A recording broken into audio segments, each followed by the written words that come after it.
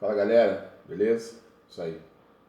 Eu vou dar um tema para aula, um tema de brincadeira, lógico, né? Pegando carona no corona. Pegar carona no corona é boa. A gente vai dividir os vídeos de 10 minutos, porque o celular é simples, né? Então ele não comporta muita coisa. A gente vai dividir alguns vídeos. A gente está falando de apologética, a gente vai dar uma recapitulada muito rápida. Sempre entendendo a apologética como uma apresentação razoável ou racional daquilo que a gente crê e por que a gente crê e como a gente crê. E eu tenho trabalhado com vocês a ideia de uma apologética que não tem uma preocupação primária em derrotar, né, o opositor, ou seja, a discussão com uma outra religião, simplesmente convencer que ele está errado.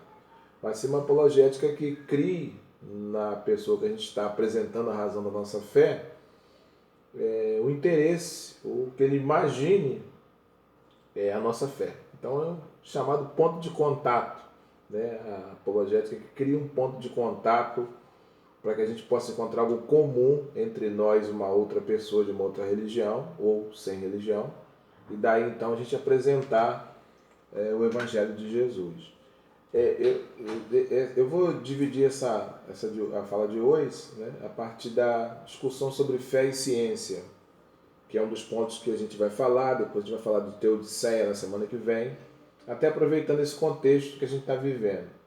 Fé e ciência. Eu até vi uma foto no Facebook que estava um cientista lá com seu aparelho de trabalho e atrás dele todos os líderes religiosos representados, né? O monge, o pastor, o padre, o pajé, o pai de santo, todo mundo atrás do cientista, ou seja, a religião esperando uma resposta da ciência.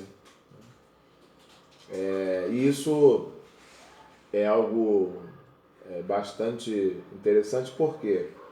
Porque a gente herdou um negócio chamado dualismo. Né? Vocês já ouviram falar sobre isso? E o dualismo ele tem duas vertentes. Por isso que a gente pensa assim, é fé e ciência, é fé ou ciência, ou é fé contra a ciência. Então a gente pode pensar, as duas coisas se combinam, as duas coisas se contrapõem, né? Ou é uma coisa ou outra. Então sempre esse conceito dual ele tem duas vertentes. A primeira é o dualismo persa, né, que vai influenciar no chamado período interbíblico a literatura apocalíptica, que é onde são escritos aqueles textos, né, chamados de apócrifos, e também a literatura o estilo literário que é usado para escrever o livro de Apocalipse e o Evangelho de Mateus, no capítulo 24 e 5, e também o capítulo 7 de Daniel.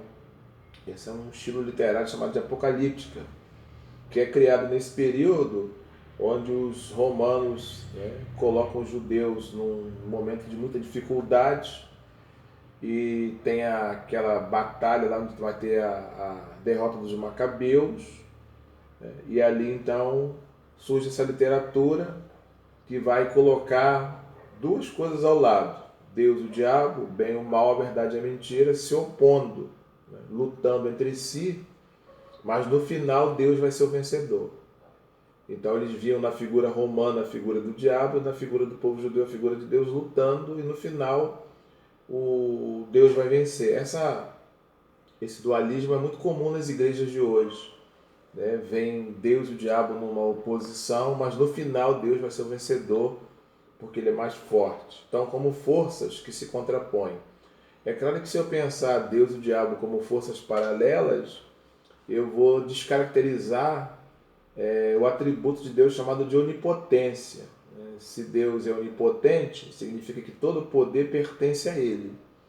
E se uma outra figura, uma outra pessoa, um outro personagem também tem poder, evidentemente que Deus não é onipotente. Então, a gente teria um problema com esse dualismo, porque ele vai colocar essa questão de duas forças paralelas, né, lutando, mas no final o bem vai ser vencedor. Esse é o dualismo persa. Então você vai ter lá no livro de Apocalipse a batalha entre o dragão e a semente da mulher. Então eles usam esse dualismo para poder descrever a história, né, povo de Israel e depois, consequentemente, a história da igreja. Depois o dualismo platônico, de onde a gente herdou muita coisa, inclusive a própria teologia desenvolvida ao longo da história, ela é muito platônica. A igreja de Corinto teve essas dificuldades, as igrejas da Galácia. O dualismo platônico ele é diferente do dualismo persa. Ele trabalha duas realidades, né? Ele chamava do mundo das ideias, lá onde as coisas perfeitas estão, onde elas foram pensadas, que a gente pode chamar do mundo onde está Deus, e o mundo da matéria, onde as coisas existem como uma figura distante da realidade que está no mundo real. Então, por exemplo, eu estou diante de um computador aqui agora. Esse computador que está à minha frente é o computador que está no mundo da matéria, mas ele é uma réplica. Mas o computador perfeito está no mundo das ideias. Esse dualismo platônico vai reforçar o gnosticismo, que vai pensar de uma realidade perfeita e uma realidade imperfeita. Então, no gnosticismo, o mundo da matéria é mau e o mundo do espírito é bom. Então, não há relação entre eles. No caso do gnosticismo, por exemplo, o corpo era mau, o espírito era bom. Então, eles diziam que o corpo, na verdade, era uma tumba que prendia o espírito e o grande desejo da vida era se livrar do corpo, já que o corpo é mau. Isso fez com que o próprio cristianismo, né, que o gnosticismo era muito cristão, não valorizasse muito o corpo, valorizasse o espírito, a alma, porque o corpo é mau. Essa ideia, né, gera a ideia de sagrado e profano. Então tem coisas que são sagradas e tem coisas que são profanas. Esse dualismo então vai separar as realidades religiosas, teológicas, espirituais das realidades científicas, né, materiais, enfim. E aí a gente tem então a razão dessa questão. Por que falar de fé e ciência? Então, para fazer uma referência histórica, Tertuliano, que é um dos pais da igreja do século III, ele teve essa dificuldade. E ele disse duas frases interessantes que reforçam esse dualismo. Ele disse assim: o que tem a ver Atenas com Jerusalém? Atenas é academia, é filosofia. Jerusalém é religião, é culto. São coisas distintas. E a outra coisa, ele falou assim: eu creio porque é absurdo, né? É chamado de fideísmo. Ele crê, ele disse: eu creio mesmo que o texto dissesse que foi Jonas que engoliu o peixe. Isso é uma fé cega que não considera razão. Essa é uma expressão que reforça muito essa dificuldade entre fé e ciência, política e religião.